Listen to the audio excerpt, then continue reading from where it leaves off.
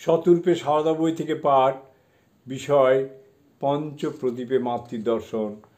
প্রথম পঞ্চপ্রদীপের মধ্যে স্বামী বিরজানন্দ, অমিয় কুমার বন্দ্যোপাধ্যায়। পরবর্তী অংশ।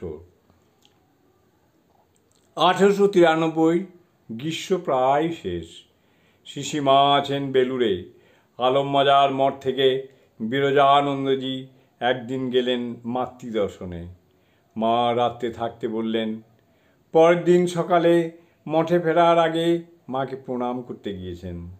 মা বললেন করুণামাখা স্বরে, বাবা, তোমায় দেখে আমার প্রাণে বড়ই কষ্ট হলো।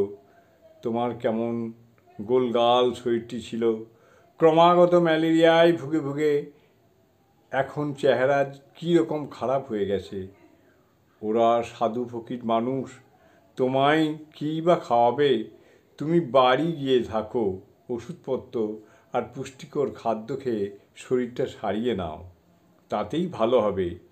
বাড়িতে ধ্যান, জপ, পূজা পাঠ নিয়ে থাকবে।